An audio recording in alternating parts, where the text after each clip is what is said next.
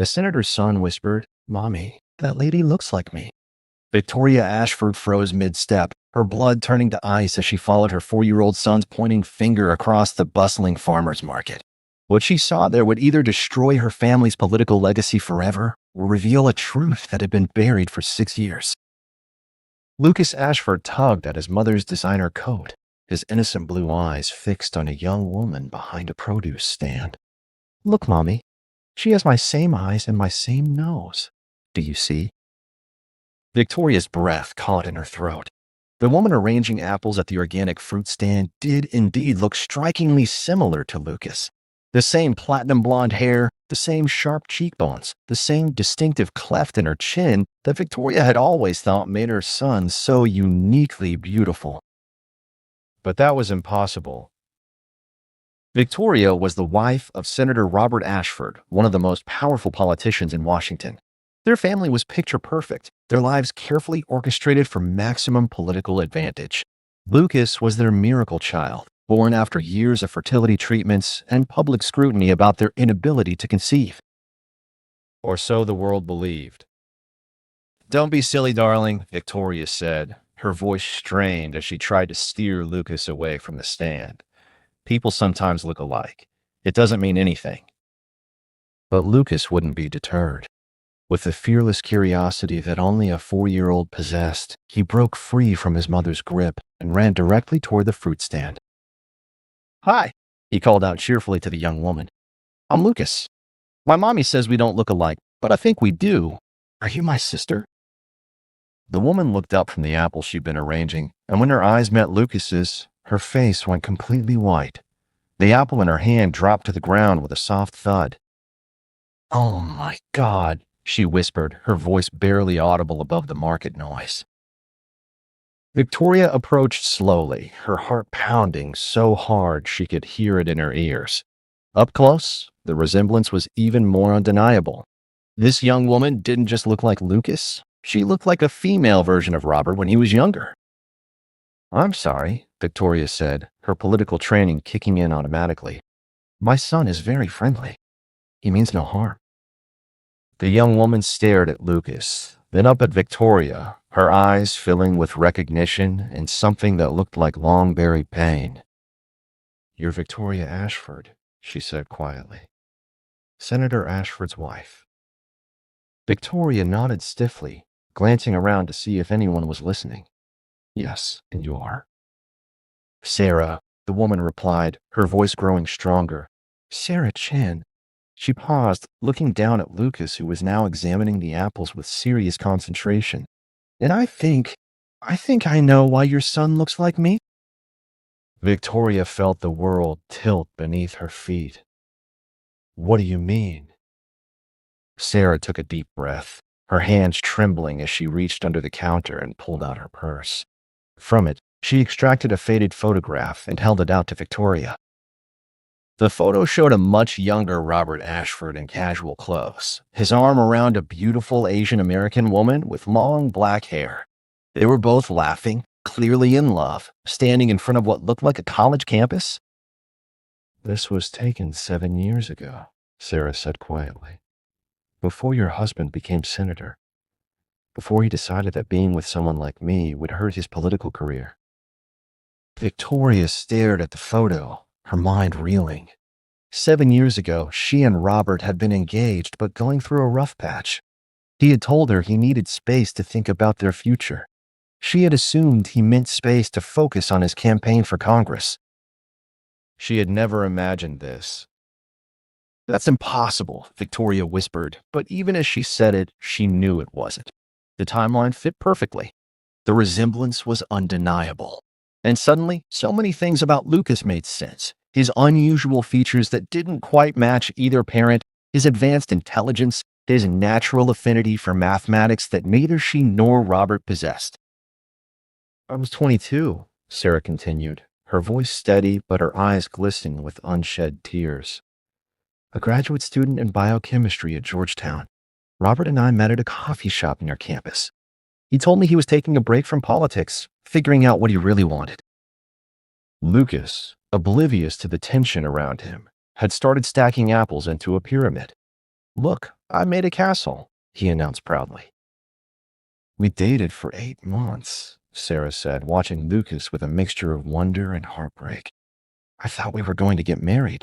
He talked about our future together, about the family we'd have someday. Victoria's throat felt like sandpaper. What happened? His campaign manager found out about me, Sarah said bitterly. About us. He told Robert that being with an Asian woman would hurt his chances with certain voter demographics, that he needed to choose between love and political success. The words hit Victoria like a physical blow. She knew Robert's campaign manager from that era, a ruthless man who would indeed have seen a interracial relationship as a political liability in certain districts.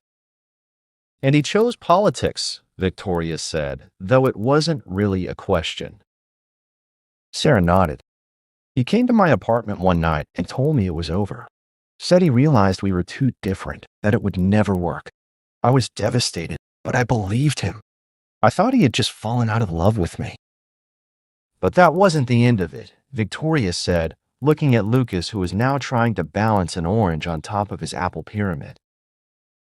2 weeks after he broke up with me, I found out I was pregnant, Sarah said. I tried to tell him, but he wouldn't return my calls. His assistant said he was too busy with the campaign. I wrote letters, sent emails, nothing. Victoria felt sick. Did you tell him about the baby? I tried. I even went to one of his campaign events, but security wouldn't let me near him. His people treated me like some kind of stalker. Sarah's voice broke slightly. So I gave up. I figured if he wanted to pretend I never existed, then maybe that was for the best. But you had the baby, Victoria said, looking at Lucas with new eyes. I did, and I loved him from the moment he was born. But it was hard, so hard. I was alone, struggling to finish graduate school while working 3 part-time jobs. My parents had disowned me for getting pregnant outside of marriage. I had no one. Victoria's heart was breaking, not just for Sarah, but for the implications of what this meant for her own life, her marriage, her family. What happened to the baby? She asked, though she already knew the answer. Sarah's eyes filled with tears. I tried to keep him. For 2 years, I tried. But I was failing my classes, couldn't afford childcare, couldn't give him the life he deserved. Social services got involved when I missed too many pediatric appointments because I couldn't afford to take time off work. And so I put him up for adoption, Sarah finished, her voice barely a whisper. It was the hardest thing I've ever done. But I found a couple through a private agency, a couple who couldn't have children of their own, who promised to love him and give him everything I couldn't. Victoria stared at Lucas, who had moved on from apple stacking and was now examining oranges with scientific intensity. The couple Sarah was describing, it sounded exactly like the story she and Robert had told everyone about Lucas's adoption. They had claimed it was a closed adoption, that they knew nothing about the birth parents. But that had been a lie. Robert knew, Victoria said, the pieces falling into place. When you put the baby up for adoption, he knew. Sarah nodded miserably. The adoption agency contacted him as the biological father. He had to sign papers terminating his parental rights, but he made them promise that the adoptive parents would never know his identity. And the adoptive parents were you and him, Sarah said, meeting Victoria's eyes. He adopted his own son through his wife without ever telling you the truth. The revelation hit Victoria like a tsunami. Everything about Lucas's adoption now made sense. Why Robert had been so specific about which agency to use. Why he had insisted on a closed adoption. Why he had seemed to know so much about the baby's health history and background. He had orchestrated the entire thing. Lucas ran back over to them, tugging on Victoria's coat. Mommy, can we buy some apples? The lady has the best ones. Victoria looked down at her son. Robert's son, Sarah's son, and felt her carefully constructed world crumbling around her. Sarah, she said quietly, I had no idea about any of this. I know, Sarah replied. I could see it in your face when Lucas pointed me out. You looked as shocked as I felt. All these years, I thought we had rescued a baby from an unfortunate situation, Victoria said. I never imagined that your husband had abandoned his own child, Sarah finished. That he let me struggle and suffer while he was building his political career on the foundation of family values. Victoria flinched at the truth in those words. Robert's entire political brand was built around traditional family values, the importance of fathers in children's lives, personal responsibility. The hypocrisy was staggering. What do you want? Victoria asked, though she wasn't sure if she was asking as a politician's wife or as a mother who had just learned that her child's entire origin story was a lie. I don't want anything, Sarah said firmly. I gave up my rights to him a long time ago. I work at this market every weekend, and I've been watching families come and go for months, wondering what my son looks like now, if he's happy, if he's healthy. He is, Victoria said automatically. He's brilliant and kind and funny and he looks just like his father, Sarah said with a sad smile. I could see Robert in him immediately. Lucas had wandered back to the apple display and was now arranging fruit by color, his little face serious with concentration. Does he know he's adopted? Sarah asked. Victoria nodded. We've always been open about that. We told him he was chosen specially, that his birth parents loved him but couldn't take care of him. That was true, Sarah said softly. I did love him. I still do. The two women stood in silence for a moment, watching Lucas play. The market bustled around them, but their little corner felt suspended in time. What happens now? Victoria asked. I don't know, Sarah admitted. I never expected this to happen. I certainly never expected to meet the woman who's been raising my son. Victoria felt a strange mix of emotions. Anger at Robert for lying to her for years. Grief for Sarah's loss. Fear about what this revelation would mean for their family, for Robert's career, for Lucas's future. But also, surprisingly, a growing respect for this young woman who had made an impossible choice out of love. He's happy, Victoria said again. In case you were wondering. He's so happy and loved, and... I can see that, Sarah said, smiling through her tears. He's confident, curious, healthy. You've done a good job raising him. But you're his mother, Victoria said, the words feeling strange in her mouth. No, Sarah said firmly. I'm the woman who gave birth to him. You're his mother. There's a difference. Lucas came running back over, now carrying a small bag of mixed fruit that he had apparently selected himself. Mommy, can we take these home? I picked the best ones, he announced proudly. Victoria looked at Sarah, who nodded encouragingly. Of course, sweetheart, Victoria said, pulling out her wallet. No charge, Sarah said quickly. Consider it a gift. As Victoria knelt down to help Lucas organize his fruit selections, Sarah crouched down to his eye level. Lucas, she said gently, you did a very good job picking these apples. You're a smart boy. Lucas beamed at the praise. Thank you. Are you going to be here next week? Maybe I can show you how to make apple towers. Sarah's eyes filled with tears again, but she managed to smile. I'll be here every Saturday. Maybe I'll see you again sometime. I hope so, Lucas said with the easy friendliness of a child who had never learned to be cautious about strangers. As they prepared to leave, Victoria turned back to Sarah one more time. Can I ask you something? Sarah nodded. Do you regret it? The adoption? Sarah was quiet for a long moment, watching Lucas skip ahead toward the market exit. I regret that it had to happen, she said finally. I regret that his father abandoned us. I regret that I wasn't strong enough or smart enough to find another way. But do I regret that he ended up with you? No. He's clearly loved and cared for. That's all any mother can hope for. Victoria felt tears pricking her own eyes. "Thank you," she said. For him, and for being so gracious about all of this." "What will you do now?" Sarah asked. "About Robert?"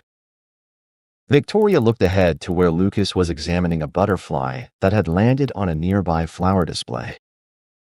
"I don't know," she said honestly. "But he deserves to know the truth. They both do." That evening, after Lucas was asleep, Victoria confronted Robert in his home office. She placed the photograph Sarah had given her on his desk and watched his face go pale. "When were you planning to tell me?" she asked quietly. Robert stared at the photo for a long moment before sinking into his chair. "How did you find out?" "Lucas found her," Victoria said, "at the farmer's market. He walked right up to her and asked if she was his sister because they looked so much alike." Robert closed his eyes, as if the weight of his deception was finally too much to bear. "Victoria, I can explain." "Can you?" she asked.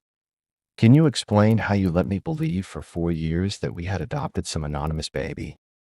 Can you explain how you watched me fall in love with Lucas while knowing that his biological mother was struggling somewhere, wondering what happened to her child?"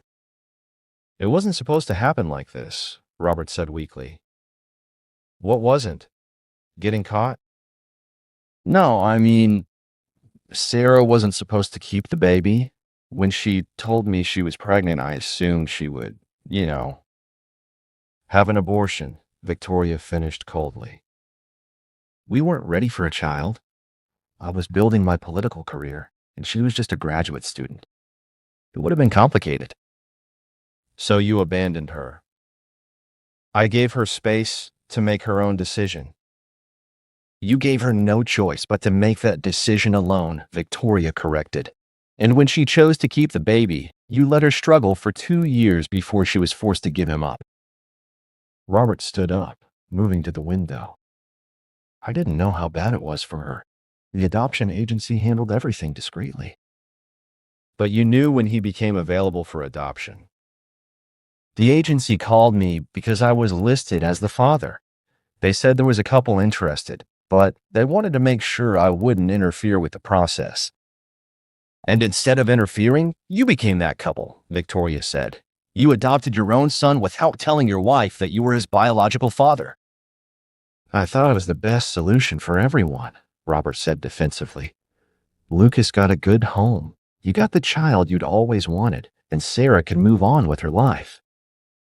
And you got to maintain your political image while avoiding any consequences for your actions," Victoria added. Robert turned to face her, his expression pleading. "Victoria, please. I know I should have told you, but I was afraid you'd leave me. I was afraid of what it would do to my career." "So you lied to me for 4 years. I protected our family." "No," Victoria said firmly. "You protected yourself. And in the process, you denied Lucas the chance to know his birth mother, denied Sarah the chance to see her son grow up, and denied me the right to make an informed decision about our family." Robert sank back into his chair, looking older than his 45 years. "What do you want me to do?" he asked. "I want you to think about what's best for Lucas," Victoria said. "Not what's best for your political career. What's best for our son." "He's happy as he is," Robert said. "Why disrupt that?" "Because he deserves to know the truth, and because Sarah deserves to know that he's okay." "Sarah made her choice when she gave him up for adoption." "Sarah made the only choice she could after you abandoned her," Victoria corrected. "She's not asking to disrupt our lives. She just wants to know that he's healthy and happy." Robert was quiet for a long moment. "What do you propose?" "I propose we tell Lucas the truth in an age-appropriate way. And I propose we find a way for Sarah to be part of his life, even if it's just occasionally." "And if this becomes public? If it ruins my career?" Victoria looked at her husband, this man she had loved and built a life with, and realized that she didn't recognize him anymore. "Maybe," she said quietly, That would be exactly what you deserve. Over the following weeks, Victoria found herself returning to the farmer's market every Saturday. Lucas looked forward to these trips, always running directly to Sarah's fruit stand to show her his latest drawings or tell her about his week. Sarah was careful not to overstep boundaries, but Victoria could see the love and longing in her eyes every time she looked at Lucas. And Lucas, with the intuitive wisdom that children sometimes possess, seemed drawn to Sarah in a way that couldn't be explained by their brief acquaintance. "She's nice," he told Victoria one Saturday as they walked home. "She always remembers what I tell her, and she asks good questions." "What kind of questions?" Victoria asked. "Like, what's my favorite color, and do I like math, and what makes me laugh? Most grown-ups don't ask me what makes me laugh." Victoria's heart ached for Sarah, for all the questions a mother would want to ask her child but couldn't. One afternoon, while Lucas was napping, Victoria called Sarah. "I've been thinking," she said when Sarah answered, "about Lucas and about what's best for him." "Okay," Sarah said cautiously. "He's been asking questions about his birth parents. More questions than usual. I think meeting you has stirred something in him." "I'm sorry. I've tried not to." "No, don't apologize," Victoria interrupted. "It's natural. And I think maybe it's time to tell him some of the truth." There was silence on the other end of the line. "What kind of truth?" Sarah asked finally. "That we know his birth mother, that she's a wonderful person who made a difficult decision out of love, that she cares about him and would like to be his friend." Sarah's breath caught. "Are you sure?" "I'm sure that Lucas deserves honesty, and I'm sure that you deserve to know your son." "What about Robert?" Victoria's jaw tightened. "Robert will do what's right for Lucas, or he'll face the consequences." That evening, Victoria sat Lucas down for what she knew would be the first of many difficult conversations. "Lucas, do you remember when we've talked about how you were adopted?" Lucas nodded seriously. "You said my birth mommy couldn't take care of me, but she loved me very much." "That's right. Well, I have something special to tell you. Do you remember the nice lady at the fruit stand who you said looks like you?" Lucas's eyes widened. "Sarah?" "Yes, Sarah. Well, it turns out that Sarah is your birth mother." Lucas was quiet for a moment, processing this information with the gravity that only a 4-year-old could muster. "So she's the one who couldn't take care of me but loved me very much?" "Yes, sweetheart. But she can take care of me now?" Victoria chose her words carefully. "She's learned how to take care of herself better now. But you already have a family who takes care of you. Sarah would just like to be your friend, if that's okay with you." Lucas considered this. Can friends who used to be birth mommies give extra hugs? Victoria felt tears spring to her eyes. "I think friends who used to be birth mommies can give the very best hugs." "Then I would like that," Lucas decided. "Can we tell her next Saturday?" "Actually," Victoria said, "she already knows. She's known all along. She just wasn't sure if it was okay to tell you." "Oh," Lucas said, then brightened. "So next Saturday, we can give her extra hugs?" "I think that would make her very happy." That Saturday, Victoria watched as Lucas ran up to Sarah's fruit stand with even more enthusiasm than usual. "Sarah," he called out, "my mommy told me that you're my birth mother and that we can be special friends now." Sarah knelt down to his level, tears streaming down her face. "Is that okay with you?" "It's very okay," Lucas said solemnly, then threw his arms around her neck. "Can I call you birth mommy, Sarah?" Sarah looked over his head at Victoria, who nodded encouragingly. "You can call me whatever feels right to you," Sarah told him. "Birth mommy Sarah it is," Lucas declared, then pulled back to look at her seriously. "Do you want to see my loose tooth?" As Sarah admired Lucas's loose tooth and listened to his detailed explanation of tooth fairy economics, Victoria felt a peace she hadn't experienced in weeks. This felt right. This felt like what family was supposed to be. Not perfect, not without complications, but honest and loving and real. Over the following months, Sarah became a regular part of Lucas's life. She attended his soccer games, helped with science projects, and taught him how to cook simple dishes from her family's recipes. Robert, faced with the reality of the situation and Victoria's ultimatum, grudgingly accepted the new arrangement. "She's good with him," he admitted one evening after Sarah had helped Lucas build a volcano for his school science fair. "She's his mother," Victoria replied.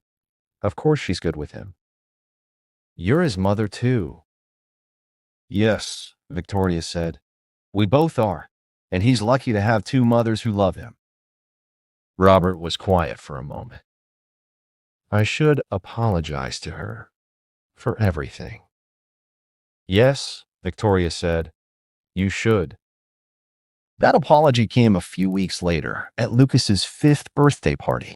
Sarah had been hesitant to attend, not wanting to intrude on family traditions, but Lucas had insisted.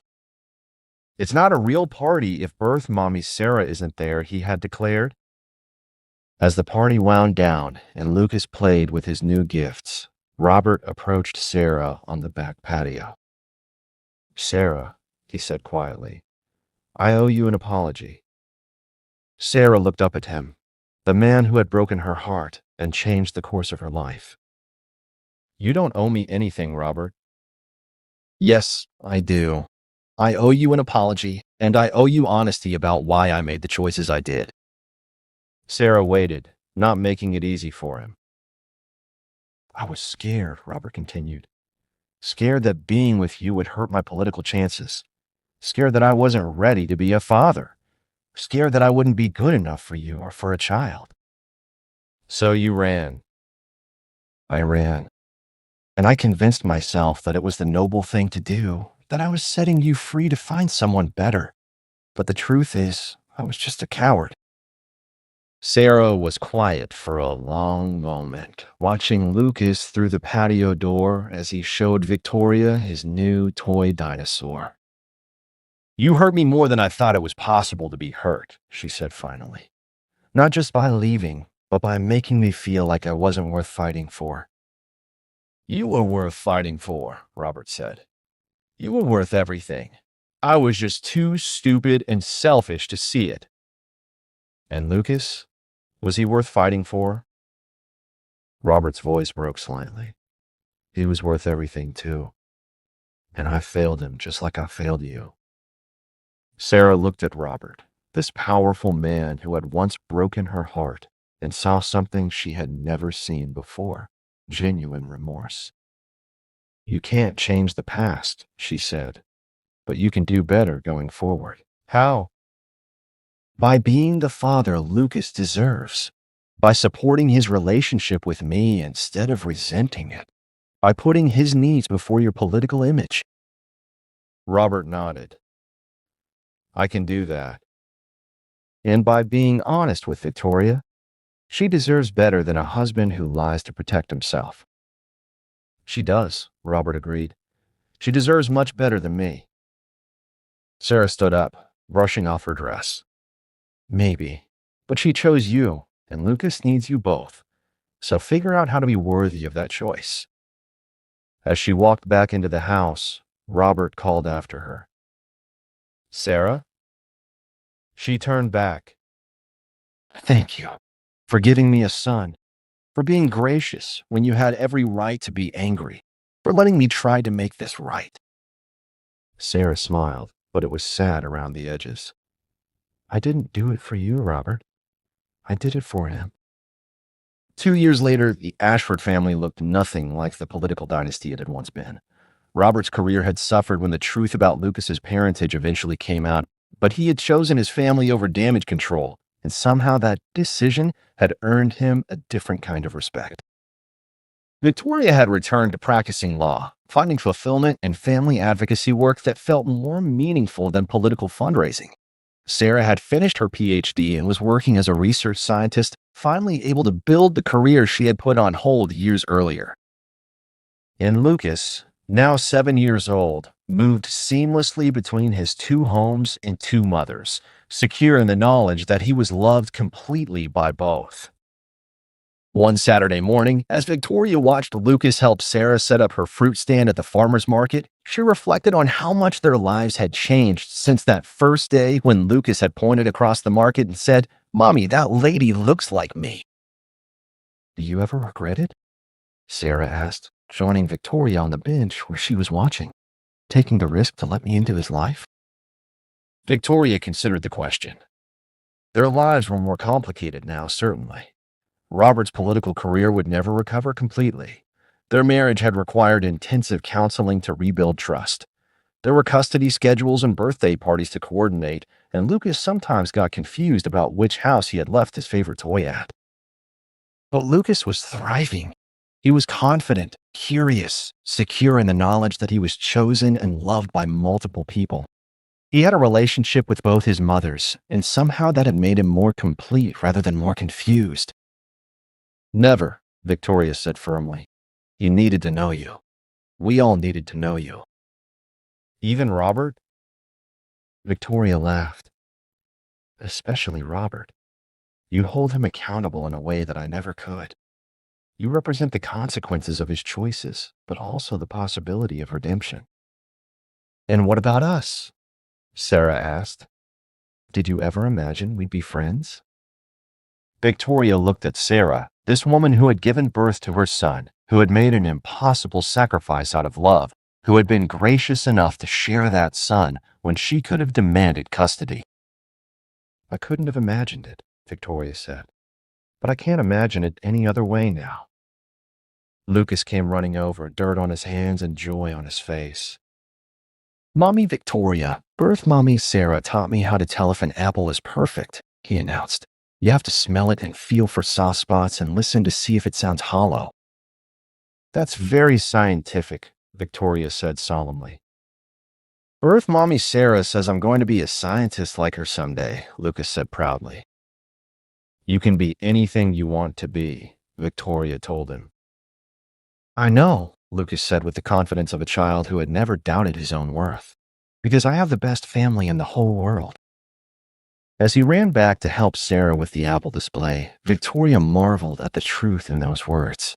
It wasn't the family they had planned, or the family that would look perfect in political campaign materials, but it was real and honest and built on love rather than convenience. Sometimes the most beautiful families were the ones that couldn't be explained in traditional terms. Sometimes they were the ones that grew from truth-telling rather than secret-keeping. And sometimes they were the ones that proved that love was stronger than pride, fear, or political ambition. Lucas had found his birth mother by accident, but in doing so, he had given all of them something precious, the chance to build a family based on honesty, forgiveness, and the radical idea that children deserved all the love available to them from whatever source it came. If this story of family secrets, redemption, and the power of a child's innocent truth has touched your heart, subscribe to our channel for more real-life inspired stories that remind us what really matters.